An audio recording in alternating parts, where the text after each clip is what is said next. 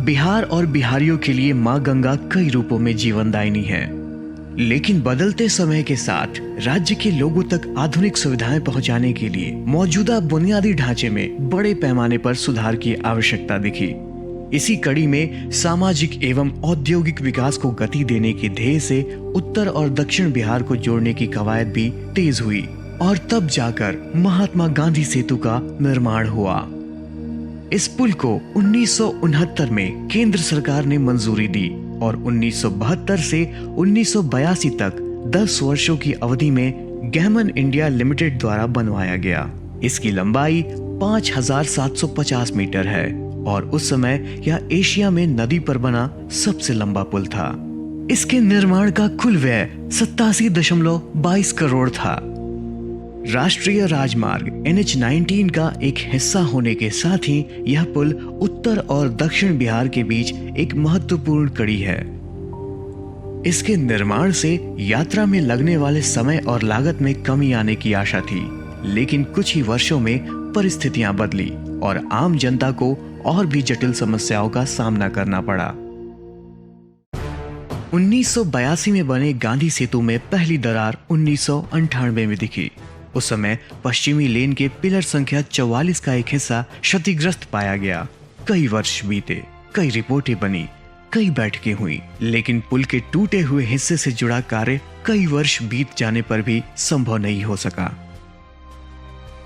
एक आंकड़े के मुताबिक गांधी सेतु से हर दिन करीब 5 लाख लोग गुजरते हैं और हर दिन वे इस पर लगने वाले भीषण जाम के शिकार होते हैं। अगर इन 5 लाख लोगों की प्रत्येक घंटे की औसत आय निकाली जाए और उस आय को उन घंटों से गुणा किया जाए जो इस पुल पर जाम में बर्बाद होते हैं, तो उन पैसों से हर साल 1 से अधिक गांधी सेतु तैयार हो सकता है। गांधी सेतु के जाम के कारण समय पर गंतव्य तक न पहुंचने से कितनी ही शादियां होते होते रह गईं, कितने ही छात्रों की परीक्षाएं छूट गई, इंटरव्यू के लिए जा रहे उम्मीदवार नौकरी से हाथ धो बैठे और एम्बुलेंस में लेटे मरीज इस दुनिया से रुखसत हो गए।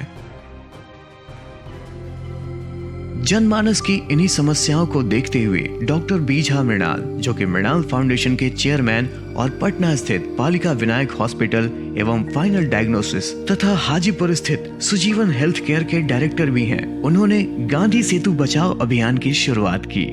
उनके मार्गदर्शन में इस अभियान से जुड़े हजारों कार्यकर्ता सत्याग्रह, धरना, कैंडल मार्च, पर्चा वितरण, हस्ताक्षर अभियान के माध्यम से हमेशा इस विषय को उठाते रहे हैं। इतना ही नहीं, पिछले 2 दशकों के दौरान कंट्रोल रूम सह यात्री शेड के निर्माण, निःशुल्क एम्बुलेंस की उपलब्धता, पेयजल की व्यवस्था आदि के माध्यम से इसकी सेवा करने की लगातार कोशिश करते रहे हैं। मैं डॉक्टर मृणाल हूं।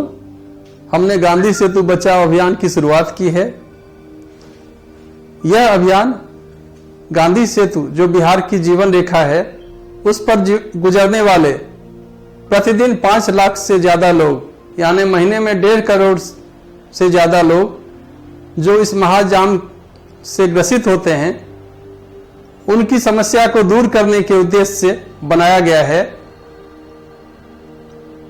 इस पुल के 2 लेन हैं, पश्चिमी और पूर्वी लेन। पश्चिमी लेन का काम अभी पूरा होने वाला है